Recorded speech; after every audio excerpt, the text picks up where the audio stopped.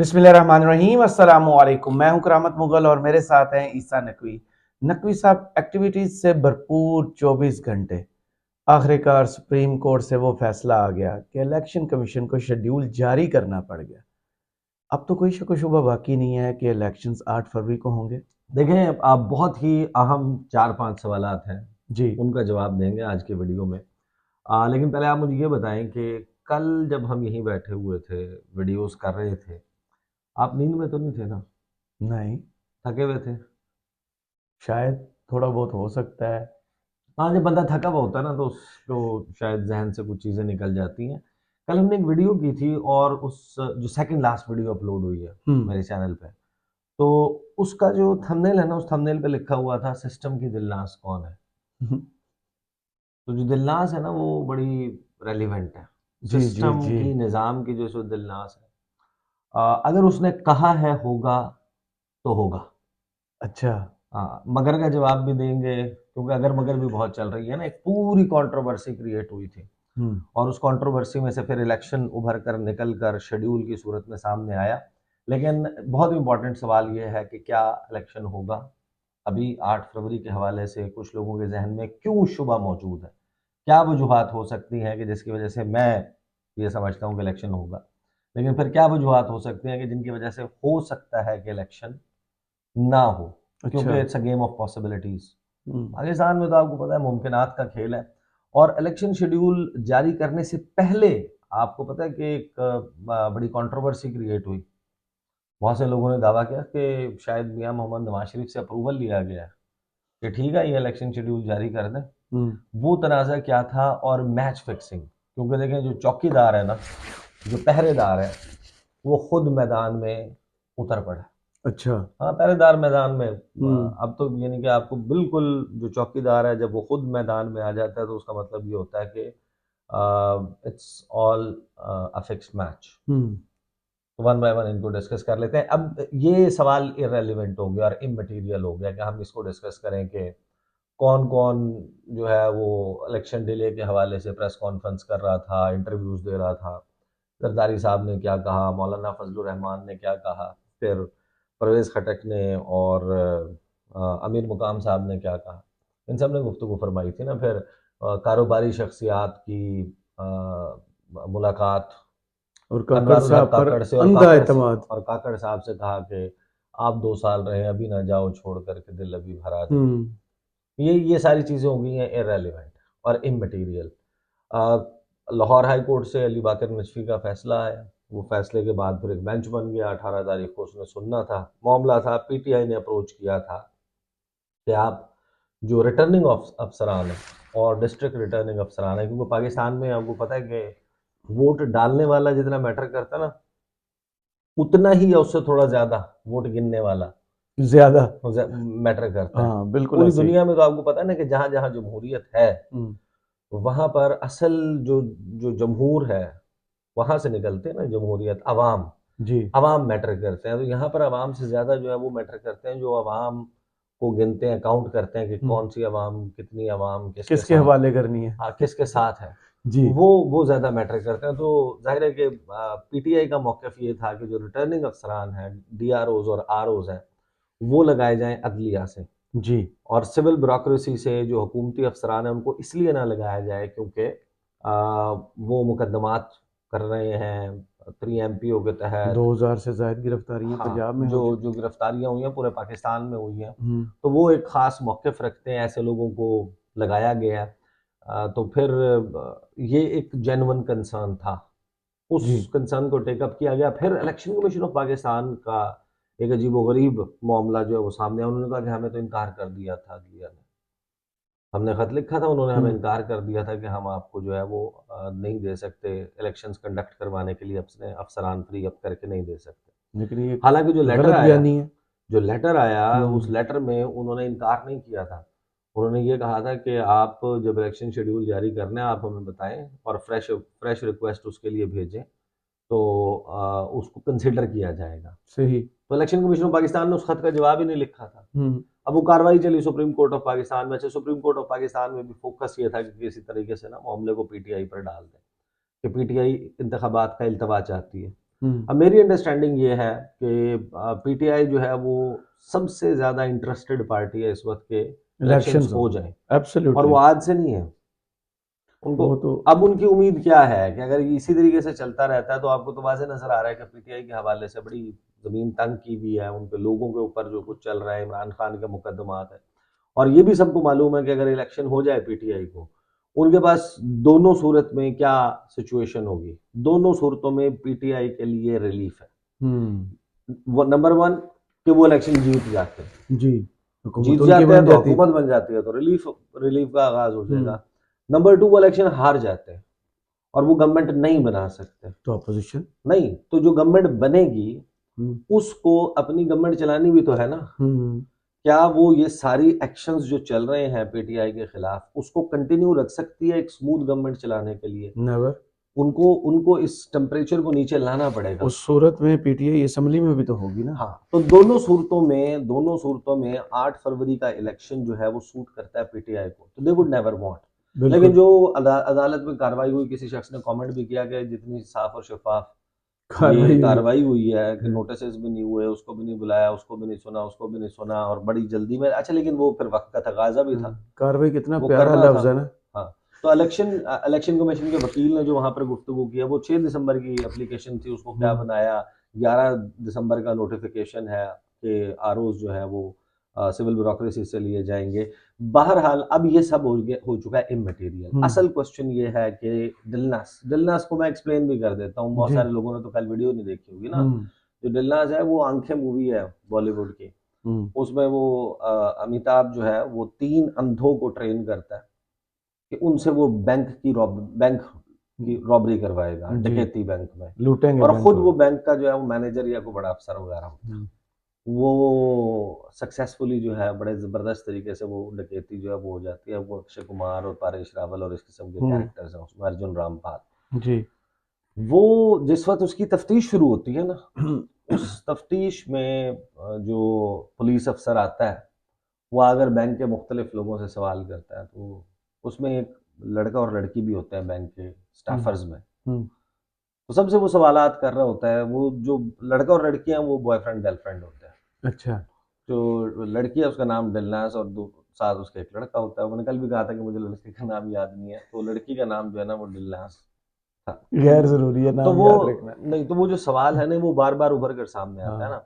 वो जब सवाल करता है उससे दिलनाज से कि कितने थे डकैत कितने थे, रॉबर्स कितने थे, हम्म वो बताती है 2 थे या 3 थे, हम्म जितना वो फिगर कोट करती है। अच्छा क्या उनके पास असलहा था, वो पिस्तौल का बताती है।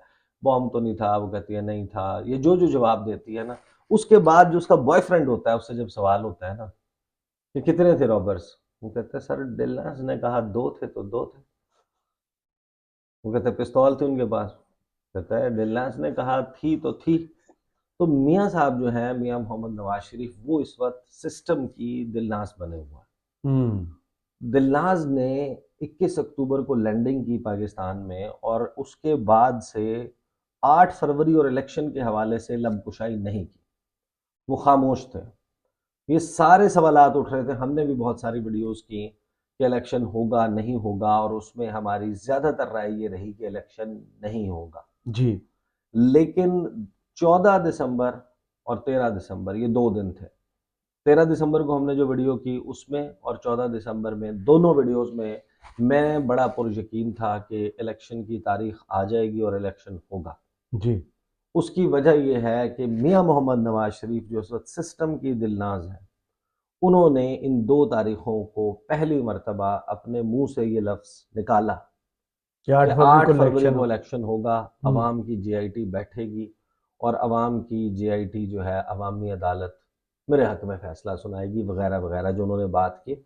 वहां से देखें मेरी उन्होंने बात, इस्लामाबाद हाई कोर्ट समझ लिया है अवाम को भी देखें मेरी बात सुने। अब ये जो दलाइल है ना, हम्म अगर इलेक्शन नहीं होना 8 फरवरी हम्म को, तो आप मुझे बताएं कि वही जो मियाँ साहब के रेफरेंसेस थे, वो जेल में तो नहीं है ना, वो कोई सऊबत तो बर्दाश्त नहीं कर वो रहे। तो लंदन से आते ही फिर जेल जाते ना नहीं, वो कोई सऊबत तो नहीं बर्दाश्त कर नो रहे ना।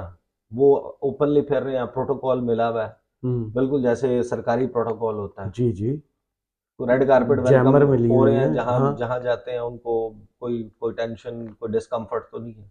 नेवर। तो आप मुझे बताएं कि वही जो एवन फील्ड का रेफरेंस है, केस है, जो फ्लैगशिप है, अल अजीजिया है, जी। वो यार 3-4 समातों में कर लेते ना अगर इलेक्शन नहीं करवाना था। थोड़ा कितना रियल टच आ जाता। हाँ, वो थोड़ा-सा उसको दिखाने की कोशिश करते कि वाक़ई अदालत में जैसे अब मुकदमा ताहियात नहली वाला केस है, हाँ, रियलिटी टच दे रहे हैं। के मुकदमा लड़ के जीता गया। हाँ। नहीं, लड़ के जीतने का तासुर नहीं आया। लोगों ने क्या तनकीद की? तनकीद ये की कि इंसाफ की होम डिलीवरी हुई हाँ, है। कि होम डिलीवरी हुई है, फास्ट हाँ। ट्रैक पे सब कुछ हो रहा है। उस तनकीद को सिर्फ इसलिए बर्दाश्त किया गया कि 8 फरवरी को इलेक्शन करवाना था। अगर जी। ना करवाना होता तो फिर आपको 4-4 पेशियाँ होती नज़र आती। बिल्कुल। ना टाइम कर कम था ना। फिर 20 नवंबर के बाद खबर मानिका का इंटरव्यू, हाजिरा पानेज़ई की किताब, वो कहाँ गई? मैंने आपको कहा था ना 8-10 दिन से उड़ ज़्यादा गई। इनकी लाइफ नहीं वो है। तो उड़ गई।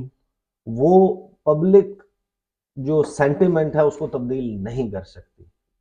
ये हाँ। अंडरस्टूड सी बात है, ये हमने बार-बार इसके ऊपर डिस्कस किया और बहुत सारे एक्शंस हुए। अब वो ट्रायल भी जो है वो इन कैमरा चला गया साइफर का हम्म। और वहाँ पर भी बड़ी तेज़ी के साथ मुकदमा चलेगा। इसका मतलब ये है कि डेलनस जो है वो कंफर्टेबल हो गई मियाँ मोहम्मद नवाज शरीफ और उन्होंने 14 दिसंबर को 13 दिसंबर को एक उन्होंने वो नेट प्रैक्टिस नहीं करते जैसे मैच से पहले, जी।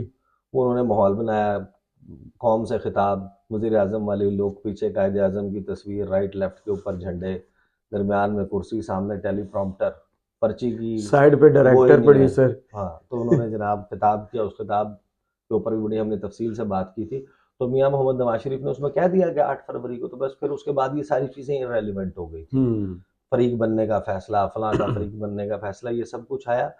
अब अगर इलेक्शन नहीं होगा तो भी वो डिलनास के ही कहने पर नहीं होगा। अच्छा। अगर डिलनास को लगेगा कि वो तो कंफर्टेबल सिस्टम नहीं अब है, उनके नाज नखरे उठाएगा। जाहिर है कि वो अल्टीमेट पाला से बेबी करके अब दिखाएगा। अल्टीमेट अल्टीमेट चॉइस है ना। हाँ। वो ये बात ओपनली कहते हैं कि हम अल्टीमेट चॉइस है। हम्म। ख्वाजा आसिफ ने कहा था कि 9 मई के बाद वी आर दी नेचुरल फितरी हाँ। इंतखाब। अब क्या ऑप्शन है? पीपल्स पार्टी के पास तो कैंडिडेट्स नहीं है देने के लिए। अब ये सारी सूरत हाल थी और उसमें आपने देखा वो तनाज़ा कैसे शुरू हुआ। जी। तनाज़ा ऐसे शुरू हुआ कि अभी इलेक्शन कमीशन की तरफ से शेड्यूल नहीं आया था। इसहाक डार साहब ने इलेक्शन शेड्यूल जारी कर दिया। ज्यादा उन्होंने अपने ट्विटर से ज्यादा जल्दी चला काम कर दिया। गया। हाँ। अच्छा, उसके ऊपर मैं सुन रहा था वो अतर काज़मी ने जो तबसरा किया ना, हम्म। वो बड़ा दिलचस्प था। अतर काज़मी ने कहा कि ये तो इसहाक डार साहब ने कसरे नफ्सी से काम ली कि उन्होंने सिर्फ शेड्यूल जारी रिजल्ट भी दे सकते अगर वो थे। चाहता तो रिजल्ट भी जारी कर सकता था। इसहाक डार साहब रिजल्ट भी जारी कर बिल्कुल सकते थे। ऐसे ही है। तो वो तो अभी वो थोड़ा-सा उन्होंने कसरे नफ्सी से वो हाँ, मोहतात होके थोड़ा-सा जनाब हम्बल होके क्योंकि उन्होंने उसका कहा। जवाब उन्होंने ये दिया कि मुझे एक दोस्त ने भेज दिया था, तो हो सकता है दोस्त ने रिजल्ट भी भेज दी। हाँ, लेकिन मैं आपको बताऊँ वो ऐसा नहीं है कि कोई अप्रूवल के लिए अच्छा कहानी तो यही चली हम्म। कि मियाँ साहब को शायद भेजा गया है कि हम्म। मियाँ साहब देख लो, ठीक है, दे दइए शेड्यूल। ओके है। ओके है तो हम्म। उन्होंने ज़ाहिर है कि मियाँ साहब ऐसे जो है ना वो पेचीदा काम वो मदद लेते हैं। मुशाहिद हुसैन सैयद की लेते थे, बाकी इरफान सिद्दीकी की लेते हैं, हम्म। मदद दूसरे लोगों की मदद लेते हैं। तो इसहाक डार साहब को भेज दिया होगा कि हम्म। फरमाएं। तो इसहाक डार ने जोश और जज्बे में कि मेरे मेरे से ये खबर सब तक पहुंचे तो उन्होंने शायद वो कर दिया हो। कहानी तो ये आ हो रही थी सकता ना, है बट कल को क्रेडिट मिले। हाँ, बट दैट वाजंट करेक्ट क्योंकि जो हम्म। उन्होंने शेड्यूल जारी किया था वो जाली था, वो तारीख, वो टाइमलाइन नहीं है। हम्म। अब वो टाइमलाइन जो है वो सामने आ गई है। अब उस टाइमलाइन को हम उसी में तो इलेक्शन कमीशन का टाइम फिर लगा है हम्म, कि ये क्या जारी कर दिया, अब हम पकड़े अच्छा ना अब आप जाए। कहानी बना नहीं रहे नहीं, हैं। कहानी नहीं, देखिए उसमें लॉजिक है। कैसे? कैसे कि उन्होंने जो जारी किया, अगर सेम वही इलेक्शन कमीशन की तरफ से आता तो दिलनाज पकड़ी जाती। दिलनाज को पकड़ने से अच्छा बचाने के लिए नहीं, उन्होंने फिर रद्दा बदल किया। ये देखिए ये तो बहस अब चल रही है ना, हाँ। इसको आप वो नहीं कर सकते। लेकिन इसहाक डार साहब ने क्योंकि खुद आके माजरत भी कर ली कि मुझे किसी ने भेजा था। तो इतने पुराने घाक सियासतदान है, उनसे ये गलती जान ऐसे होगी होगी। अच्छा चले, नहीं है माफी, आप इस बात की नहीं माफी नहीं, नहीं है। आपका आपका आपका पॉइंट ऑफ व्यू हो सकता है, but let's just state facts. और फैक्ट्स आर के जी। इसहाक डार ने ये किया और इसहाक डार ने ये कहा कि मेरे से गलती होगी, मुझे माफ़ कर दें, मैं माजरत खां हूँ, मैंने ये मुझे किसी ने भेजा था और मैंने कर दिया। और इलेक्शन कमीशन से जो शेड्यूल आया वो डिफरेंट शेड्यूल था from the schedule that was issued by Ishaq Dar साहब। सही। अब इस सारे कहानी से पहले जिस वक्त ये इलेक्शन शेड्यूल आया उससे चंद घंटे पहले खबरें चलने लग गई। खबर आई कि जनाब सरफराज बुगटी, निगरान वजीर दाखिला, उन्होंने इस्तीफा दे दिया। उन्होंने 13 तारीख को इस्तीफा दिया था, जो अब मंजूर हुआ। ऐसा उसके बाद किस किस का है? जमाल रईसानी रईसानी, उसके अलावा भी एक दो वजीर लोग हैं। खेल हैं, वो बलूचिस्तान के बिल्कुल हाँ, निगरान, यंग से लड़के अच्छा, हैं। वजीर और बशीर दोनों ने, हम्म, दो लोग हैं जिन्होंने इस्तीफा दिया है वहां से। और वो टोटल अभी तक हाँ, 3 इस्तीफे आए हैं। निगरान मशीर बराए मादनियात, जी mines and minerals, Umair Mohammad Hasni, जी। इन्होंने भी इस्तीफा दे दिया। अब खबर उसकी ये चल रही है, ये चौकीदार है। हम्म केयर टेकर क्या होता है? केयर हम्म टेकर का क्या काम होता है कि उसने इलेक्शन करवाना है, हम्म, और इलेक्शन करवाना है ऐसे इस मैनर में कि वाइडली एक्सेप्टेबल हो, फ्री एंड फेयर हो, ट्रांसपेरेंट हो, सही। आइन और कानून के मुताबिक हो। तो ये इलेक्शन वैसे भी आपको पता है कि आइन और कानून के मुताबिक, तो सुप्रीम कोर्ट ऑफ पाकिस्तान ने कह दिया कि 7 नवंबर के बाद गुजरने वाला हर दिन गैर आइनी, बिल्कुल, अतर आइन मंडला शिकनी, साहब ने अपने आइन ऑर्डर शिकनी में भी जो है लिख वो दिया। शुमार होगी। हम्म उनके इजाफी नोट में ये चीज़ मौजूद है, रिमार्क्स में ये चीज़ मौजूद थी, और ये सबको मालूम है कि जब वो आगे निकला। हम्म, अब इनकी कहानी ये है कि ये इन्होंने इस्तीफा इसलिए दिया है कि ये इलेक्शन लड़ेंगे। लड़ सकते हैं ये? इलेक्शन देखें, कैसे? अब वो जीरो रिस्क वाले उनको दे दें चांस तो और बात है, लेकिन लेकिन आइन को जिनके मानता आने कौन है? से, आइन क्या कहता है? जी। आइन बड़ा क्लियर है इस हवाले से मुगल साहब। मैं आपको ये निकाल के बताता हूँ कि इसमें जो बल्कि मैंने इस हवाले से ट्वीट किया था, लेट्स जस्ट गो देयर। हम्म जो ये नोटिफिकेशंस पे जाएंगे, यहाँ से हमारे सामने निकल जाएगी, ये आ गया। हम्म आइन का आर्टिकल है 224(1)(b। ये कहता है कि members of the care taker cabinets, including the care taker prime minister and care taker chief minister and their immediate family members shall not be eligible to contest the immediately following elections to such assemblies। जी। कि कोई भी निगरान वजीर आजम, निगरान वजीर आला, उनकी काबीना का कोई भी रुकन जो है वो, या वो नहीं, सिर्फ उनकी उनकी फैमिली फैमिली का कोई भी मेंबर जो कोई भी है, रैल, हाँ। उनके जो ब्लड रिलेशनशिप में हैं लोग, वो इलेक्शंस नहीं कंटेस्ट कर सकते। ये पाकिस्तान का आइन कह रहा है। Explanation: in this clause, immediate family members means spouse and children, कि बेगम और बच्चे उसके इलेक्शन नहीं लड़ सकते। अब यहाँ पर सूरत हाल ये है कि ये लोग खुद इलेक्शन लड़ने के लिए मुस्ताफी हुए हैं। जी। और हैरानी की बात ये होगी कि मोस्ट प्रोबेबली इनको इजाज़त भी मिल जाएगी। वो सुप्रीम कोर्ट का फला फैसला या वो आइन ये कहता है कि आप नहीं इलेक्शन लड़ नहीं लड़ सकते। सकते। और जाहिर है कि जो निगरान वजीर दाखिला है, यही जो आरओज डीआरओज बन रहे हैं, इनकी पोस्टिंग ट्रांसफर्स में कहीं ना कहीं उनका भी कोई किरदार रहा होगा मुशावरत हो। कि फलां को मेरे इलाके में लगा दो, फलां को हम्म वहां पे लगा दो, फलां को वहां पे लगा दो। फील्डिंग सेट कर ली, तो अगर अंपायर आपने सेट कर फील्डिंग लिया, सेट किया और अब आप जाके इलेक्शन मर्जी का लड़ेंगे, अंपायर लगा के। तो इसको, ये तो डायरेक्ट कन्फ्लिक्ट ऑफ इंटरेस्ट है, हम्म मफादात का टकराव है। हाउ कैन यू, हम्म, आपका काम था। अच्छा, और फिर फ्री एंड फेयर ये क्या कराते हैं? ये तो पार्टी बने हुए ना पहले दिन से। जी देखिए, 16 अगस्त को पहला काबीना का इजलास हुआ जी। था, जो काकड़ साहब का था। काकड़ साहब ने उसमें पीटीआई को, जो इस वक्त पाकिस्तान की मकबूलियत के लिहाज से, अवाम में पॉपुलैरिटी के हिसाब से सबसे बड़ी सियासी जमात है, देयर इज जी नो डाउट अबाउट इट, उन्होंने उसको एड्स से तशबीह दी थी। जी, बिल्कुल हमने स्टोरी की थी पूरी। स्टोरी की थी। हम्म आई कैन कोट, मैं आपको बता हम्म देता हूँ उन्होंने एग्जैक्टली कहा था। उन्होंने उसमें अपनी गुफ्तगू करते हुए, तकरीर फरमाते हुए आखिर में ये कहा था, last but not the least, we have seen some sabotage activities on May 9। I would explicitly express not just my discomfort, but it was a way of disappointment that how and where we reached on that day. Not just that our military installations were attacked, gentlemen and ladies. When I was growing up, a new virus was emerged by the name of AIDS, and it was acquired immunodeficiency syndrome. The nature of the virus was that it would attack the immune system of the body, and then you could have died even from some mundane diseases like flu.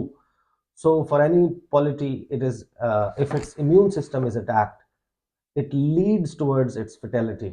And in our context, these emblems, these symbols are important. These state symbols, when they are attacked, state does not disappear or vanish within a day or two or a week. It's a process, an initiation of a process or attempt at least to do so. And in my mind comes that it was exhibited on May 9th. We not just condemn it, that now we are in the role to ensure that justice is being done, and whosoever violated laws on those days would be treated by those laws. There won't be any favor, there won't be any fear. We will try to implement justice with neutrality.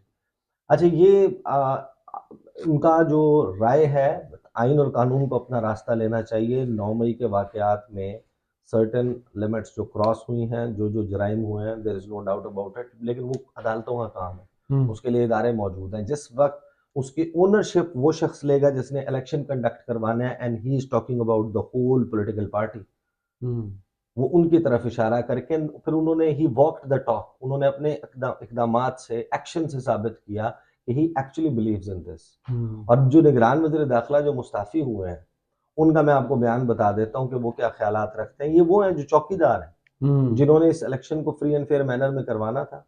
ये समा TV की खबर है 24 नवंबर की। ये इन्होंने independent Urdu को interview दिया था। हाँ, चेयरमैन पीटीआई अदालतों के लाडले हैं, सरफराज बुगटी के दावा। नवाज शरीफ पर ज्यादातर मुकदमे बेबुनियाद थे, निगरान वज़ीर दाखिला का इंटरव्यू। और इसमें इन्होंने यानी कि एक शख्स को, नवाज शरीफ को, ये दे रहे हैं कि जनाब उनके ऊपर मुकदमे बेबुनियाद थे, और दूसरी तरफ इमरान खान जो है उनके ऊपर इल्जाम लगा रहे हैं। और अब मोस्ट प्रोबेबली ये ही विल एंड अप या तो नून लीग में या पीपल्स पार्टी में, दोनों नहीं, पीपल्स पार्टी के बीच। अच्छा, मान लिया करें, चलें मान लेते हैं। इन्होंने ये भी कहा था ना, जितनी सहूलतें इमरान खान को जेल में मिल रही हैं, आम बनता उसका तसव्वुर भी नहीं कर सकता। ये चाहते स्टार्ट में, सॉरी मैं